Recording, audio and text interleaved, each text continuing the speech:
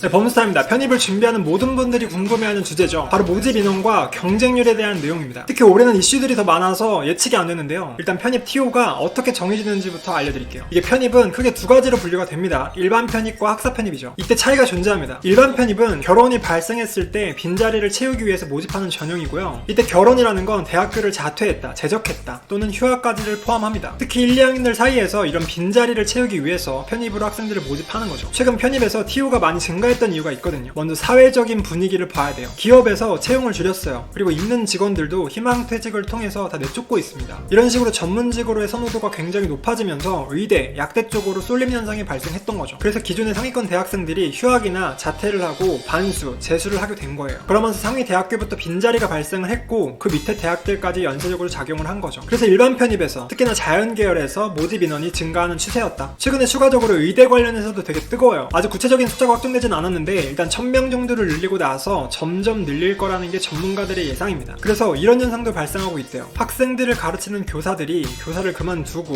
의사를 준비한다고 합니다. 반대로 학사 편입으로 넘어가 봅시다. 이 학사 편입은 TO가 정해지는 원리가 일반 편입이랑은 조금 달라요. 결혼이 발생했을 때 모집하는 게 아니라 입학 정원이나 학과 정원에서 퍼센트로 해서 학생들을 모집합니다. 그래서 학사 편입은 매년 TO가 비슷해요. 정원 외 전형이라고도 불립니다. 참고로 편입 일정은 11월에 모집 요강이 나오고요. 12월에 원서 접수, 1월에 편입 시험, 2월에 합격자 발표, 3월에 학교를 다니는 그런 시나리오거든요. 그래서 매년 11월, 12월이 되면 대학교에서 편입 모집 요강을 발표하게 되고 이때 학과별 TO도 나오는 거예요. 그러면서 수험생들의 희비가 엇갈리기도 합니다. 모집 요강이 이렇게 늦게 나오는 건 아쉽긴 하지만 어쩔 수가 없어요. 편입은 미리 인원을 정해놓고 모집하는 게 아니라 빈자리를 메꾸는 개념이기 때문에 한 발 늦게 모집 요강이 나오는 겁니다. 그래서 여러분들이 모집 요강을 확인하고 나서 준비를 하기에는 대응이 안 돼요. 보통 그래서 작년도 모집 요강을 통해서 올해 편입 TO를 예측합니다. 그래서 학교별로 알아보자면 본인이 가고 싶어하는 대학교를 정해요. 그래서 네이버에 그 대학교를 쳐봅니다. 그럼 이렇게 대학교 입학처가 나오는데요. 들어가서 편입학 모집 요강을 눌러봅니다. 학과별로 일반 편입과 학사 편입의 TO가 이렇게 나와 있어요. 아까 설명드린 것처럼 일반 편입의 TO는 들쭉날쭉합니다. 근데 이때 경향성이라는 건 존재해요. 예를 들어 경영학과 같은 대형학과의 경우에는 학과 정원이 많잖아요. 학생들이 많다 보니까 결혼이 발생할 확률도 높아요. 한마디로 학과 정원이 많을수록 빈자리가 발생할 확률이 높고 자연스럽게 일반 편입 TO도 많아지는 거죠. 반대로 학사 편입은 학과 정원이 변할 일은 없기 때문에 매년 비슷한 학생들을 모집합니다. 그럼 이때 많은 분들이 질문을 하시더라고요. 일반 편입과 학사 편입의 경쟁률이 비슷한데 왜 학사 편입이 유리하냐? 네, 맞습니다. 많은 대학교들을 보면 이렇게 일반 편입과 학사 편입의 경쟁률이 비슷해요. 근데 이거는 경쟁률이라는 이 수치로 보시면 안 되고요. 경쟁률 안에 속한 이 경쟁자들이 누구인가 이거를 봐야 돼요. 한마디로 내가 실질적으로 누구랑 경쟁을 하는가. 그러니까 예를 들어 볼게요. 여러분들이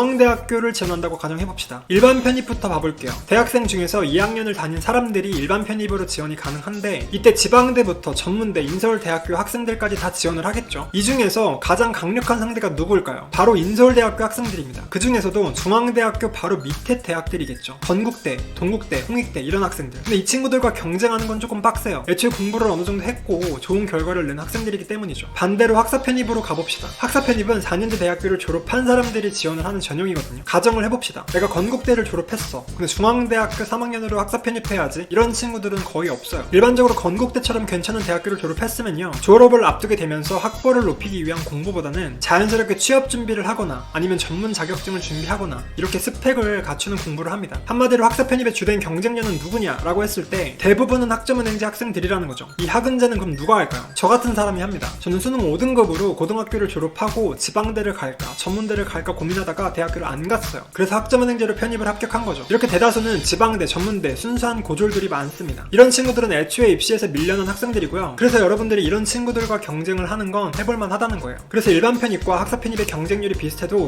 경쟁자들의 수준은 다르다는 것이죠. 그래서 경쟁자들이 다르면 어떤 현상이 나타나냐? 이때 여러분들이 알아야 될 게 공부를 무한정 한다고 해서 100점이 되지는 않거든요. 내가 오를 수 있는 점수는 한계치가 있어요. 내가 만약에 85점이 나왔어. 이게 내 능력상 한계치다. 여기서 더 안 올라간다고 가정했을 때 일반 편입으로 지원하면 떨어지는 점수지만 학사 편입으로 지원하면 붙을 수 있는 점수라는 거예요. 결과적으로 경쟁자들의 수준은요, 합격 커트라인을 결정한다는 겁니다. 이렇게 환경을 바꿔서 내가 커트라인을 낮출 수 있다면 합격으로 갈 수 있다는 거예요. 이러한 것들을 배경으로 해서 학사 편입이 유리하다라고 하는 거죠. 그리고 정말 중요한 건 편입에서의 경쟁률은 사실 이렇습니다. 생각보다 많이 높은데요. 여러분들이 보고 있는 건 사실 겉보기 경쟁률이에요. 실질 경쟁률은 이거보다 낮습니다. 네, 이건 편입만이 가지는 특징인데요. 원서 접수에 제한이 없다라는 겁니다. 그렇기 때문에 한 학생이 보통 평균적으로 10군데 대학교에 지원을 하거든요. 그래서 겉보기 경쟁률이 뻥튀기가 되는 겁니다. 근데 결과적으로 한 학생은 10군데를 다 합격하더라도 한 군데밖에 진학을 못해요. 나머지 9개 대학은 포기를 해야 되는 거죠. 그래서 이 포기한 대학들 때문에 편입에서 예비번호가 잘 돈다고 알려져 있는 거예요. 여러분들이 인서울 주요 대학교에 합격하는 실질 경쟁률은 이렇게 계산합니다. 경쟁률은요, 모집 인원과 지원자의 수로 결정되는데요. 간단하게 보면 인서울 주요 대학교에서 일반 편입과 학사 편입의 총 모집 인원은 3,500명 정도 돼요. 그럼 편입의 총 지원자는 어떻게 확인할까요? 편입 시험 일정이 겹치지 않는 대학에서 총 지원자의 수를 보면 돼요. 대표적으로 작년에 건국대학교가 있어요. 다른 대학교들과 시험 일정이 겹치지 않았고요. 편입을 준비하는 모든 분들이 아마 접수를 할 겁니다. 지원자를 보면 대략 12,000명 정도인 걸 볼 수 있죠. 건대 이상급의 학생들도 있을 테니 편입의 총 지원자는 넉넉 잡아서 14,000명 정도로 잡아볼게요. 그럼 14,000명 중에서 3,500명 정도가 인서울 주요 대학교에 간다라는 건데 약 25%의 준비생들이 합격을 하는 겁니다. 그럼 편입을 준비하는 4명 중에 1명이 인서울 주요 대학교로 간다라는 걸 뜻합니다. 이 밖에 인서울 대학까지 합친다면 합격률은 더 높습니다. 또 희망적인 건 이미 입시에서 성공하고 공부를 좀 했던 학생들은 이미 대학교를 다니고 있어요. 이 편입은요, 뭔가 애매한 대학교를 다니는 학생들끼리의 경쟁이거든요. 그래서 편입이 패자 부활전이라고도 불리는 겁니다. 이렇게 여러 가지 조건을 따져봤을 때 편입의 장점들을 극대화시킨다면 여러분들이 합격하는 게 그렇게 어려운 문제가 아닐 수 있다는 거예요. 그래서 여러분들이 편입을 준비하려고 하는데 편입 영어가 어렵다, 경쟁률이 높다, 이런 것들로 포기하지 마시고요. 이렇게 정보만 잘 알아도 편입이 그렇게 어려운 입시는 아니구나, 해볼만 하구나 라는 걸 느껴봤으면 좋겠어요. 지금까지 이렇게 편입 TO와 경쟁률에 대한 내용이었습니다.